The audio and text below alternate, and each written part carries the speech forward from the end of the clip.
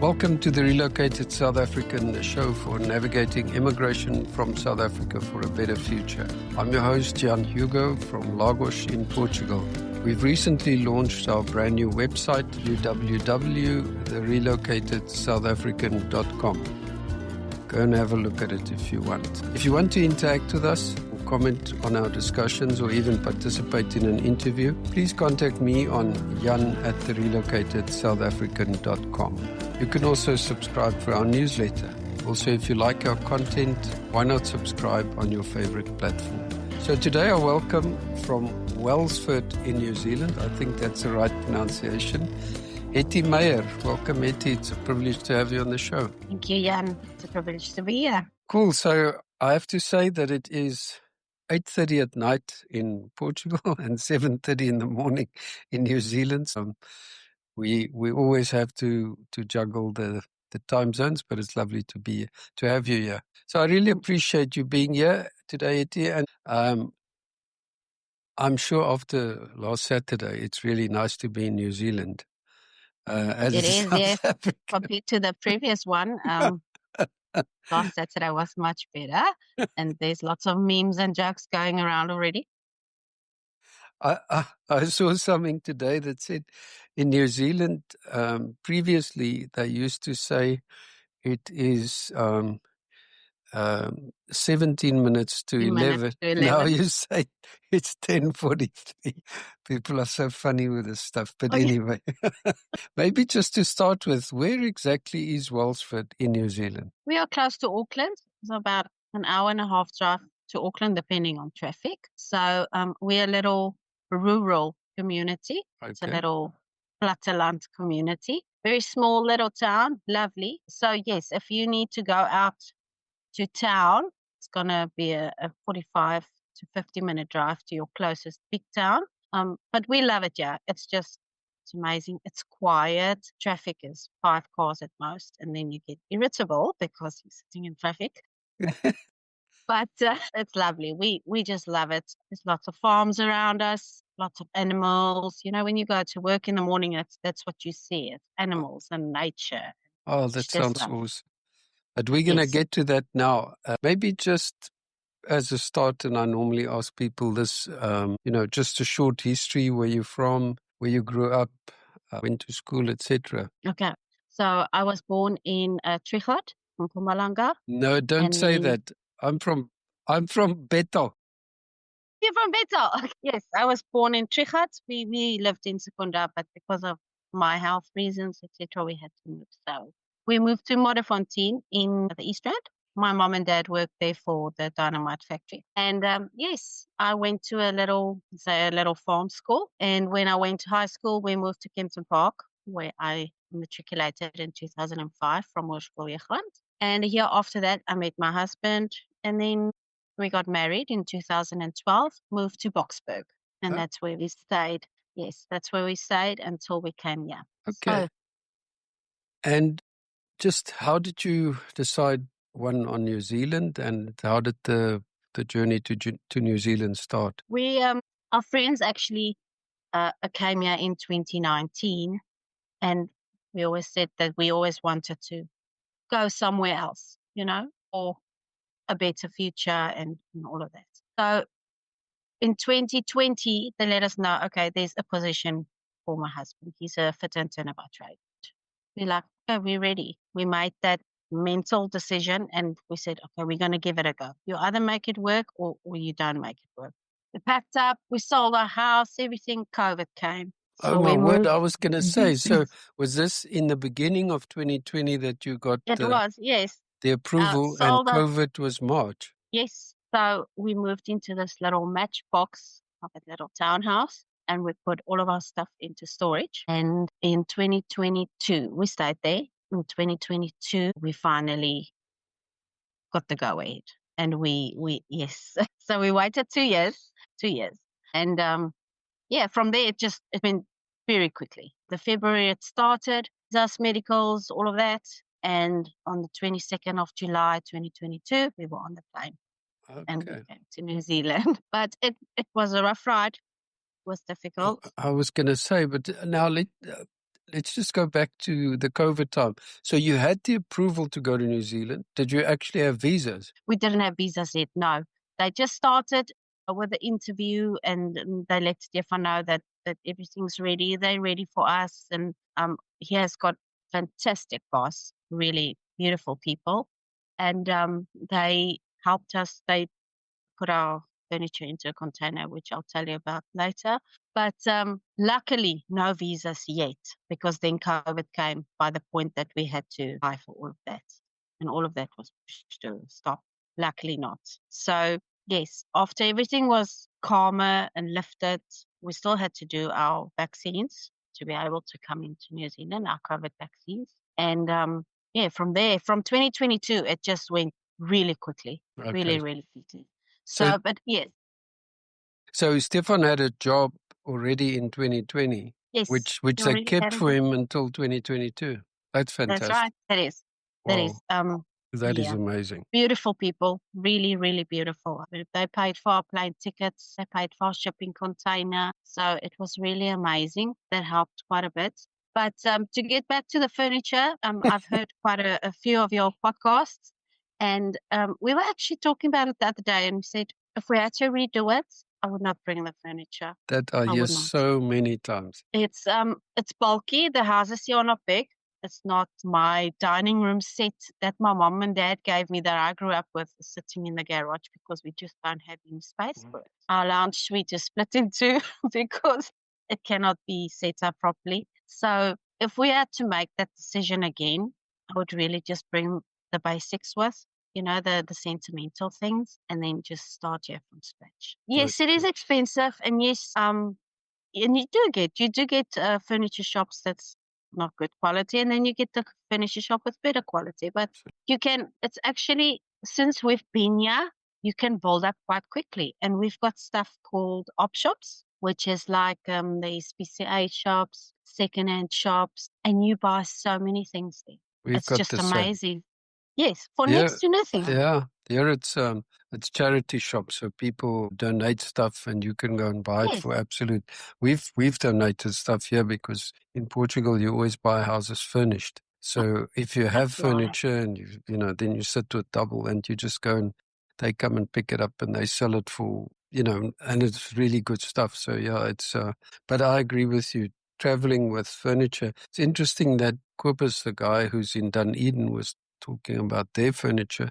They were lucky to get it because the company went bankrupt, and a lot of people had to pay a lot of money because their furniture was stuck in ports all over the world. And oh my God! So I agree. If we can give advice, and if you can avoid it, do not take furniture. Do not take furniture. The houses here are really much smaller and not as strong as what we used to. Mm-hmm.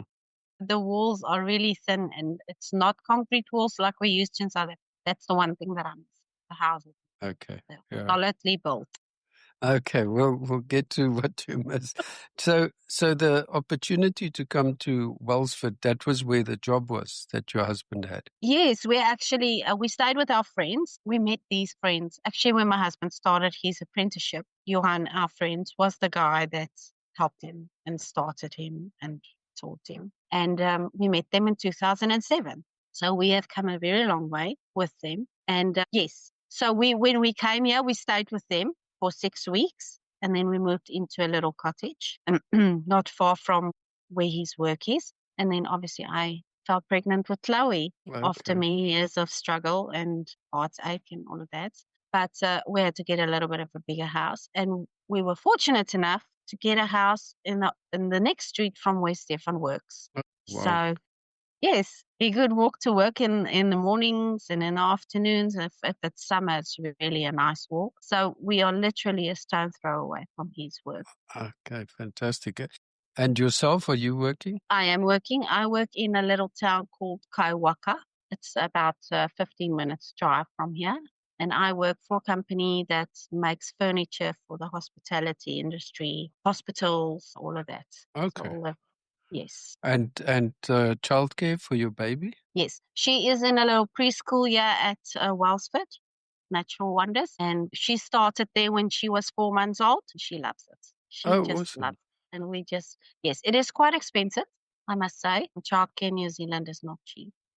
We pay for Chloe for a fortnight about $600 New Zealand dollars for a fortnight. But you know what? I won't give it up because they are just amazing. And the education is the most important thing in the end of the day, isn't it?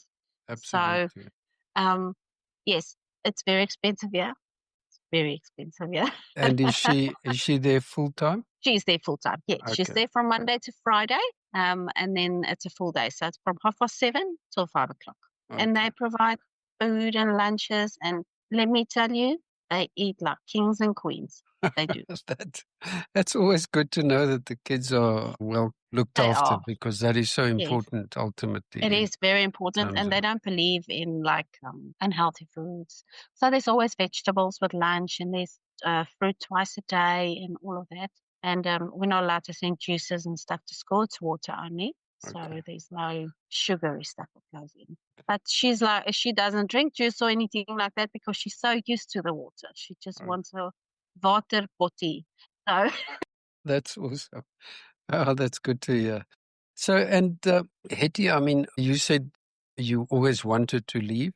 Was it, so there was the pull of the job, but yes. When you say you wanted to leave, was it because of things that happened in South Africa, or was it you just thought there was a better future outside? Well, just looking at exploring a little bit. If we had a family one day, family has always been in our mindset. You know, it was always there. It unfortunately didn't happen at the time that we wanted it to happen. We look at everything that's happening in South Africa. We've got a beautiful country. Don't get me wrong. And I miss my child not having that culture and a boerewors roll at the spa on a Saturday afternoon before you go to a braai and simple things like that, you know. But if I look at the freedom that she has here, I cannot give that to her in South Africa.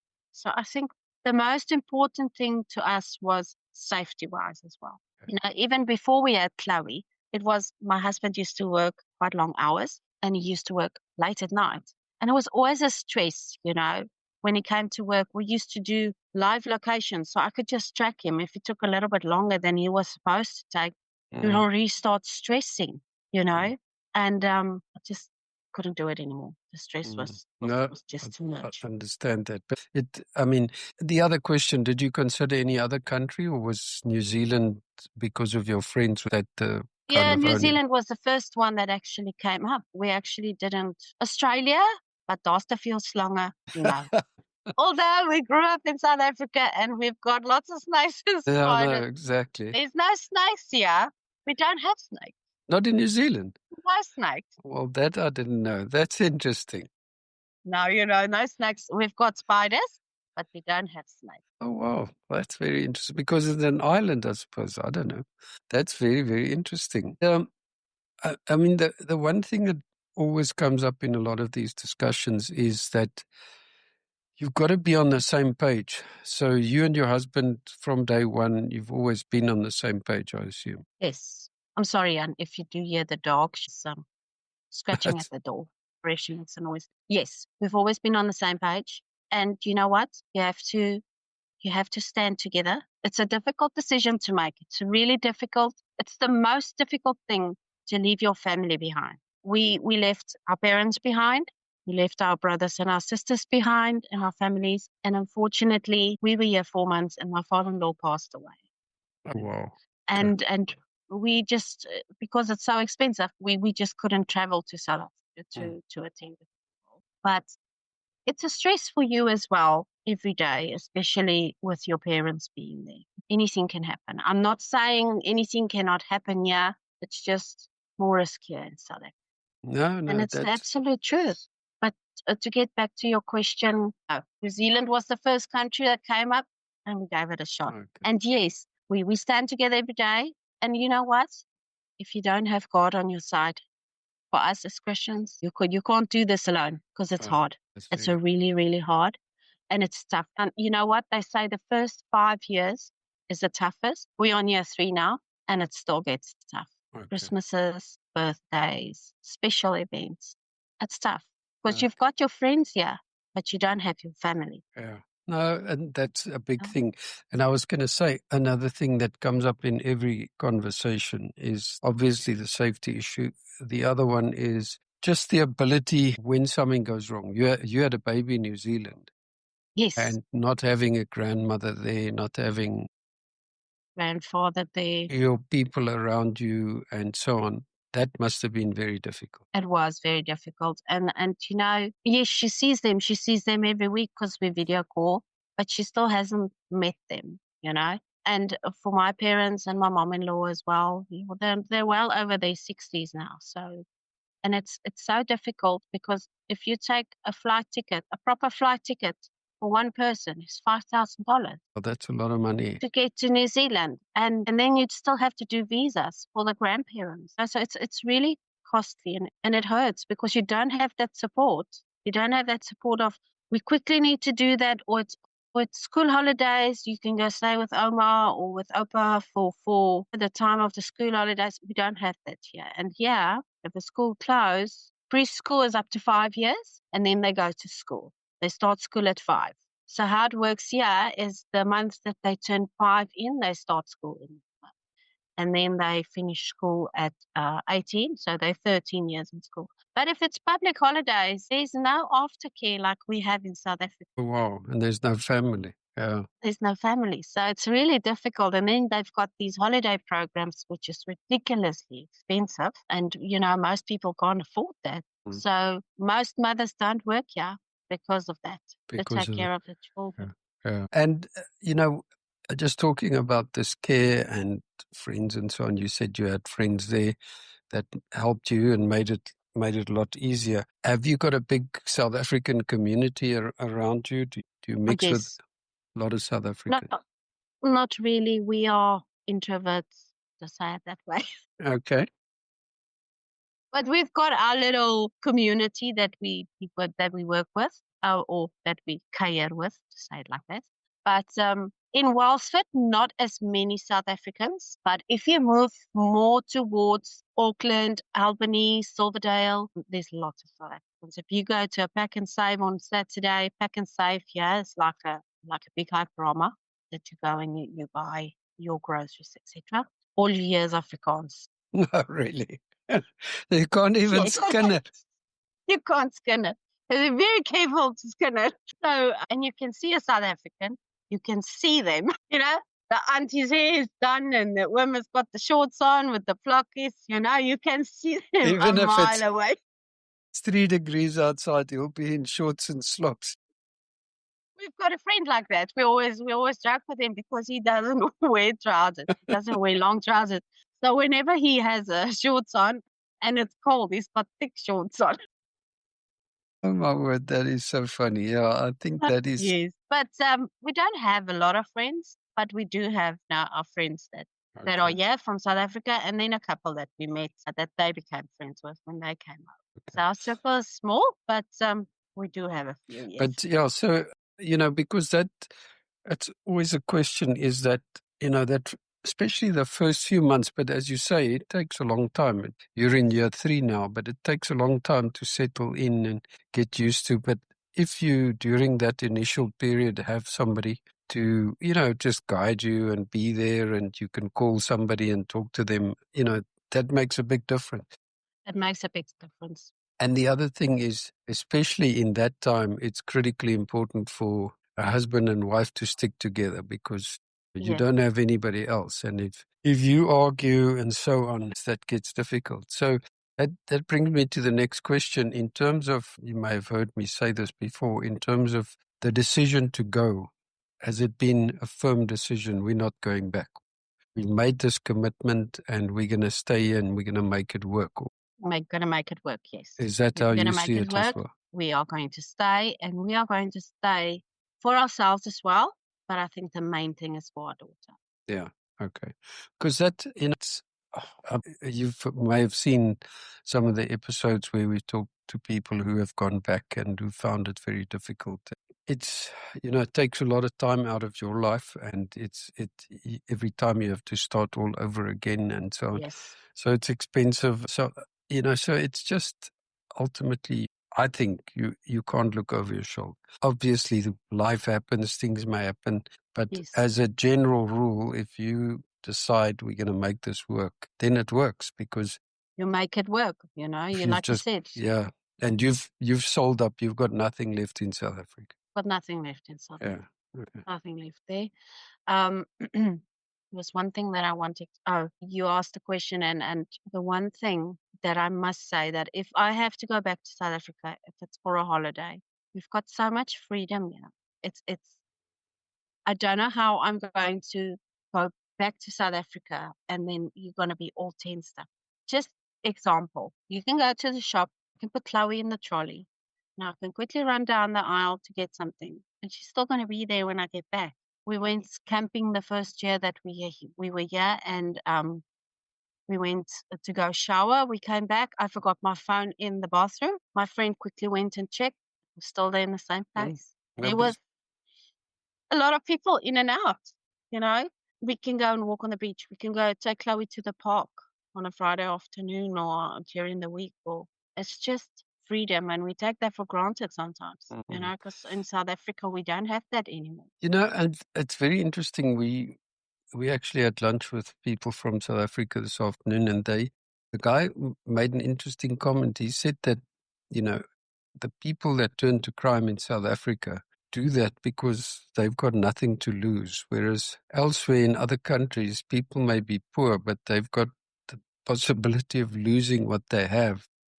Yes. And maybe, you know, a cell phone worth $100 is not worth anything to them if they're going to lose, and they will get caught. The other thing in South Africa, you don't get caught. So yeah, that we find that as well. Your daughter's still young, but I mean, everybody that you talk to in Australia, New Zealand, America, they talk about their kids playing in the front yard. You know, when they get older, they walk to school, and they just don't grow up with fear. And I think I agree with you. I haven't been back to South Africa for 5 years. And it will be tough. It will be tough to go there because we don't look over our shoulders, you know, and that's a thing that you kind of have to get used to. Tell me about life in New Zealand. How is that different from South Africa? Obviously, other than the freedom and the safety issues. What do you find different, and what do you find the same? Work ethic is definitely much different than South Africa. It's very quiet here in the offices, especially I've noticed where I've worked. Very quiet. No one speaks to you. They just get on with their day. You know, in South Africa, we used to be a lot of ladies in the office, and what you doing for dinner, and what did you do this weekend? And it's not the same here. So that takes a little bit of getting used to. Other than that, it's very island life here. You know, it's like people walking around with bare feet and just not caring. You know, the plainest of clothes that you can think of, they'll have on. But it's amazing. It's amazing to just not have a fear to go and pick up my child from school or go to the park or sit on the beach. Or the weather gets to you a little bit sometimes because it's so wet here during winter. But when summer comes, it's just beautiful.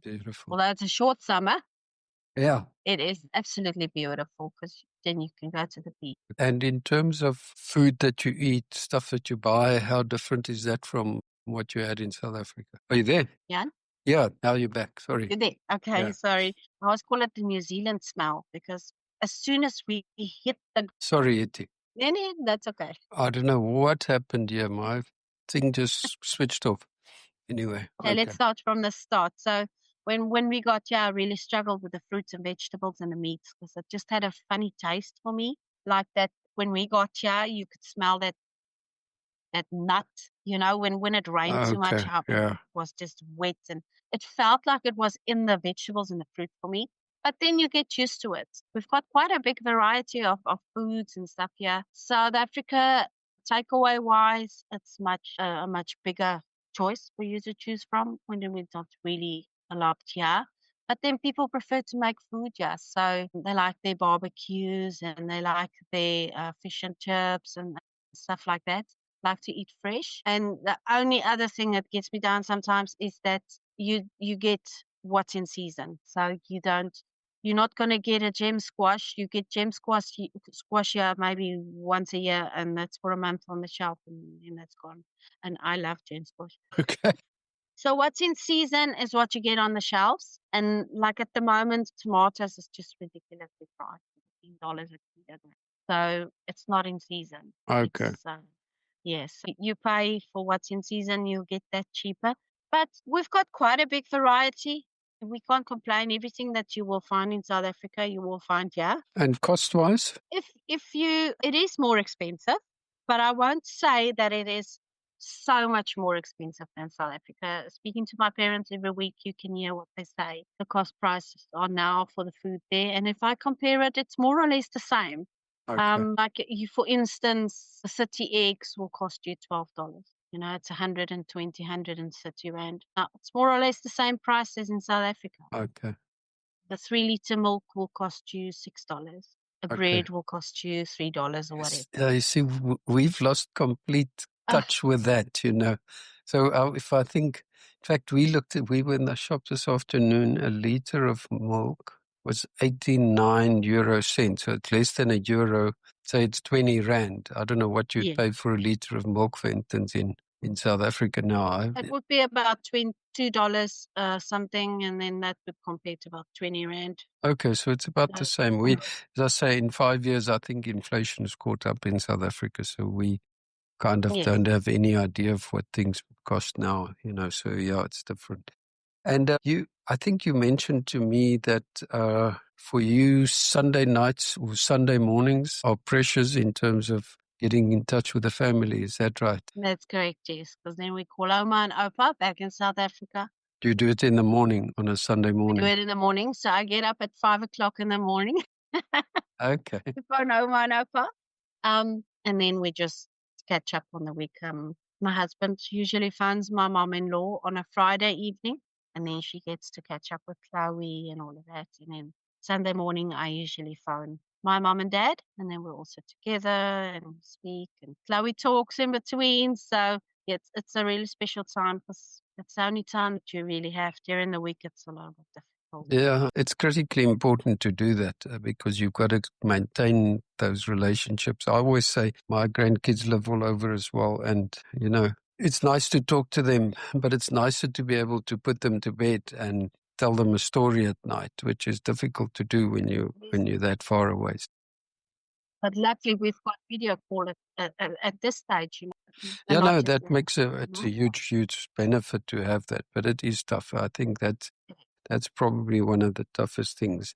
And I've asked you if you would ever go back, and obviously the answer is no. But do you, just from an emotional point of view, do you guys ever feel, I often use the word gatvol, to think that you left, and it's not like you had to leave, but you had to leave, if you know what I mean. You wanted a better future, and you couldn't get that future in South Africa. Does that kind of make you a bit angry that you've broken up family and that, you know, that you're not close to your family? So it's in a way that you have to go all over the world to get a better life. And, you know, we've got everything in South Africa. It just needs to be run the proper way. And we have got such a beautiful country. I would not give up our country and our cultures and all of that. If I could go back, if you tell me tomorrow everything is okay in South Africa, I pack up my stuff, go back home, because home is home. That's where you were born. That's where you grew up. That is home. It will always be in your heart. Your family is there. Everything is there. And yeah, you come and you make a new home because of you're thinking of your future, but you're also thinking of your children's future or whatever your case may be. And a simple thing, just a simple thing like healthcare. We have got the most amazing healthcare in New Zealand. Although we've got insurance as well. I've heard you speak about insurance and all of that. And it's just scary to think that, like in South Africa, if you did not have a medical aid, where you would end up. And it's all just misuse of funds. In my opinion, it's just misuse of funds. You know, we've got beautiful hospitals. When I was born, I remember because I was sickly, and my mom and dad always used to say they took me to the big hospital back in Pretoria. And that time I can't remember what it was called, but it was a different name. And it was beautiful. State hospital, but it was just beautifully run. And now you look at it today, and if you don't have medical aid, sorry to say, but you can sign your death certificate. No, it's very true. And it's so sad. And now look at it here. I fell pregnant with Chloe here, And everything was for free. Everything. Let me tell you, from the moment I found out I was pregnant, right through to my hospital stay, to afterwards you go to a place called a birthing center where they help you, and the mom and bonding with your baby and all of that for about 3 days. Everything is state covered. It's like a 5-star hotel. You get your meals, you get absolutely everything. All my blood tests, everything. Chloe is covered, free medical until she turns 18 years old. Oh, that's amazing. And, when you pay tax and you get that, you don't mind paying tax. That's a difference. Amazing. The only thing is, okay, if you have to go onto a waiting list for a specialist, and that's why we have insurance. Yeah. Because then it takes a little bit longer. But other than that, can I quickly tell you a story if you have time? Yeah, absolutely. So I was 5 months pregnant with Chloe, and I was working at the South African shop, slicing biltong. And the blade, it was a new machine, and the blade didn't stop. And obviously, I went in to grab the last biltong, and I cut my finger off. So I cut the front part of this finger, and everything was for free. Wow. My X-rays, hospital stay, I had to sew the finger back on, all my hand therapy that I had to go to afterward. And then I got something called ACC, where they covered my salary for the time I was off. 80% of your salary they cover. Oh, that's fantastic. And I hope you got extra biltong for that. Oh, they had to throw away all the other biltong. And they took your finger, at least the finger didn't end up in a biltong packet. Luckily not. Luckily not. And then I still worked there for a year afterwards. And then because it was just a temporary job, I loved it. It's also South African people that own the, yes, so lovely people. Yes, that's my story. Everything was covered. That's fantastic to hear. So, yes. And then the people here complain about the healthcare and they're like, so slow. And no, it's not. They don't know. Not compared to what we used to. That's what they say. Hulle weet nie wat ons weet nie. Hulle weet nie wat ons weet nie. And Hettie, I mean, we're getting to the end. Just 3 years in now, if we've spoken about the furniture, I always ask this question. If you had the luxury of shipping something to you tomorrow from South Africa, that'll, that you're really missing, what would that be? Other than your mother and your family. But if you could get something that you don't have there, is there anything that you desperately miss, kind of, from South Africa? Well, a truckload of wine would be nice. But that's what everybody says. Wine is a big thing. It's interesting. It is. But you got lovely wines in New Zealand. We do. But I miss my Niederberg and my 4 cousins. Okay, cool. I think one thing might sound silly to somebody else, but the clothes quality here is not the same as in South Africa. Okay. It's not. Definitely get some clothes over. And, the other thing is a stainless steel charcoal wood braai. Because, yeah. Okay, well, that's good. Well, you do get them, but then after the third braai, they fall apart. They fall apart. Yeah. So, and stainless steel prop as a braai. Exactly. So, and Hettie, I mean, maybe the last question, and I don't know if you have friends that are thinking about it, but if somebody said to you now from South Africa, what should I do? I'm thinking of leaving. What would your advice be? Don't bring your furniture. Bring your furniture. You can buy it, yeah. Bring your most important things and get your mindset ready. Because you have to be ready when you get here. They say the first 5 years is the hardest, but the first month for me, I just wanted to go back home because that's what you know. That's what you're used to. It's different, yeah. You work in different currencies. The grocery stores are different. Everything is different. Simple example. South Africa, if the robot's green for you, you go when the road's clear. You can turn. Not in New Zealand. You have to wait for a little arrow. So it's a little getting used to, but get your mindset ready. You have to be ready when you get here. It's hard. It's hard because everything is different. The air is different. The houses are different. Everything is different. So yes, you're going to get your days where I just want to go back home to everything that's familiar, that I know. But as soon as if you have your partner or your husband or your wife and you stand together and you get through it, it's going to be lovely on the other. No, I agree. It's worth it. Just phosphate. That's the answer, I guess. Yes, that's all you have to do. It's not easy. You're going to get your days. You're going to get your days. And if you're South African coming here, you start from the bottom. You really do. So it's hard sometimes because financially it can get really hard. But you know what? It's nothing compared to the freedom that we have. And we're happy as a family. It's just, I can't explain it. But you know what I'm talking about. You know exactly what I'm talking about. No, I do, and I can totally appreciate it. So I must say, thank you so much. Thanks for sharing and being open and just sharing your life in New Zealand. We can only wish you well and just lots of happiness, and hopefully we'll stay in touch and catch up again soon. Yes, of course, yes. But thank you for having me. I really appreciate it, and hopefully my podcast will help somebody else. Absolutely, that's what we want to do. So thank you so much, Hettie. I really appreciate you being on the show. Thank you for you, Jan. That was really Thank you. If you enjoyed my discussion with Hettie and would like to hear more about the experiences of South Africans who have left South Africa for a better future, why not subscribe on your favorite platform? If you want to share your own story, contact us on jan@relocatedSouthAfrican.com. Until next time.